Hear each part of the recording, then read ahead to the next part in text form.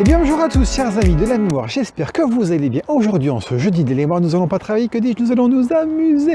Et en fait, je vais vous parler de l'alimentation, parce que ça c'est un point très important qui permet dans notre quotidien d'être performant, d'être attentif, d'être concentré et d'avoir une bonne mémorisation des différentes informations et des choses que nous pouvons vivre au quotidien. Allez, à très vite, nous allons voir ensemble les différents aliments, vitamines, glucides, sels minéraux, cacao, tout ça, qui vont vous permettre de pouvoir être performant au quotidien. Nous allons parler des aliments riches en oméga 3. Nous avons à la fois la partie animale et également la partie végétale. Et ce qu'il faut retenir, c'est que les oméga 3 sont très importants dans la mesure où notre cerveau est composé à 80% d'eau, n'est-ce pas? Cette petite membrane également, donc les oméga 3 participent à la protection de nos neurones, cette petite enveloppe qui protège nos neurones, et également à la création de nouveaux neurones, ce qu'on appelle aussi la neurogenèse.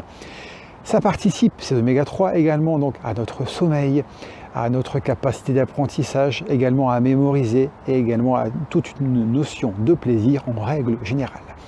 On retrouve toutes sortes de poissons, les maquereaux qui sont très riches en oméga 3, également le thon, la sardine, il y a toutes sortes de poissons, le saumon également. Bien sûr, très important, une cuisine douce, sans trop d'apport de margarine, de tout ce qu'on veut, parce que ça, au plus naturellement possible, plus vous le cuisinez de façon simple et vous pourrez permettre d'avoir tous les bienfaits du poisson. Tout ce qui est partie végétale, ça peut être l'huile de colza, ça peut être également l'huile de noix. On peut également retrouver la noix, effectivement, est très riche également en oméga 3. Vous avez également les crevettes, vous avez également la mâche, vous avez également par exemple les graines de chia, CHIA, très original. C'est vraiment quelque chose qui se développe beaucoup dans les magasins bio ou dans les petites boutiques qui font des choses un petit peu naturelles. Et vraiment, ils font des couches de superposition à ces graines de chia. Moi, ce que je fais souvent, c'est je mets en fait un petit peu de sirop d'agave mélangé avec du lait d'amande et vous faites baigner, donc tremper, et vous faites gonfler ces petites graines de chia et vous verrez, c'est assez exceptionnel en bouche, ça cracouille et c'est vraiment à la fois doux, soyeux. C'est un petit peu comme une sorte de tapioca, enfin à l'ancienne, mais vraiment très agréable et très bénéfique et vraiment ça change aussi de ce qu'on peut trouver habituellement. Vous avez également l'œuf qui est effectivement très bien dans la mesure où pour les femmes enceintes, il participe au développement du cerveau du fœtus. Il permet également au niveau d'une bonne propagation de l'influx nerveux et également une bonne hydratation au niveau du cerveau. Dans la famille des oméga 6, on peut retrouver l'amarante qui est une céréale mexicaine, également les viandes riches en céréales, les céréales également, ou l'huile de tournesol également. Ça c'est aussi assez intéressant dans la famille donc des oméga 6. Vous avez également ce qui fait partie de la vitamine E, donc tout ce qui est fruits secs, amandes, noix, noisettes. Également, vous avez les huiles telles que l'huile d'olive, l'huile de colza également. Vous avez également la possibilité, par exemple, de prendre des fruits secs également, qui sont également très présents dans cette vitamine E, qui vont vous permettre d'être bien et de pouvoir repousser ce déclin cognitif. Nous avons également les aliments riches en fer, qui jouent un rôle de transport de l'oxygène au cerveau et ils contribuent à la production de sérotonine, c'est cette hormone de l'humeur, cette hormone du sommeil et de l'appétit, mais également de la dopamine qui a un effet sur notre attention, notre concentration, tout ce qui est lié à nos mouvements et également à notre sens de l'organisation.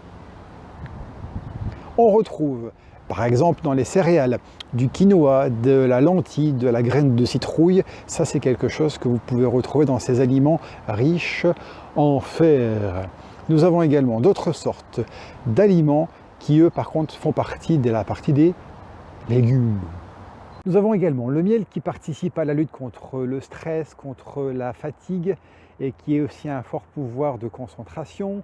Donc n'hésitez pas à en consommer, du sucre si possible, du sucre non raffiné qui vous permettra effectivement, comme c'est un sucre rapide, de ne pas non plus être trop dépendant, donc n'en mettez pas non plus, mettez-en avec parcimonie. Nous avons également le chocolat, le cacao qui est un super anti-stress et qui est bon en plus pour la concentration, qui nous permet effectivement de se détendre. Si possible, minimum 70% de cacao. Je sais que c'est pas toujours très bon, mais par contre, ce qu'on conseille, c'est de le consommer avec un petit peu de banane. C'est une façon d'amener un petit peu de sucre et de pouvoir, on va dire, l'ingérer un petit peu plus facilement, parce que pour certaines personnes, au niveau du palais et du goût gustativement, c'est pas non plus très agréable. Dans la famille des légumes riches en fer, également appelés B9 dans la catégorie, nous avons tout ce qui est blettes, tout ce qui est épinards, tout ce qui est betterave. Nous avons différents aliments tels que le chou également qui sont très présents et riches en fer qui permettent effectivement aussi, parce que ça c'est important de le savoir, de pouvoir avoir une bonne hygiène de vie et de pouvoir participer à notre performance intellectuelle, parce que effectivement l'absence de fer peut nuire à nos performances intellectuelles. Vous avez également le sésame, vous avez également le tofu, vous avez également les huîtres qui sont également riches en fer. Dans les parties, donc dans les aliments, tout ce qui est la partie de la famille animale, vous avez le porc, vous avez l'agneau, vous avez également les abats, le foie, donc si possible de prendre du bio si vous pouvez. Tous ces éléments-là participent également et sont riches en fer. Prenez soin de votre microbiote intestinal, ce qu'on appelle communément la flore intestinale, parce qu'elle est en communication directe avec notre cerveau. Donc n'hésitez pas, mangez varié, équilibré, diversifié, prenez du plaisir à manger, ça c'est très important.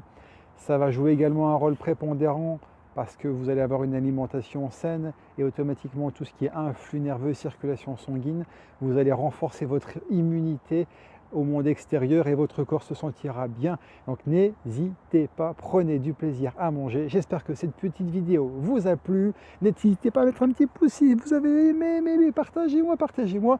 À très vite pour de prochaines aventures. Allez, je vous dis à jeudi prochain. Je vous embrasse très fort. Salut!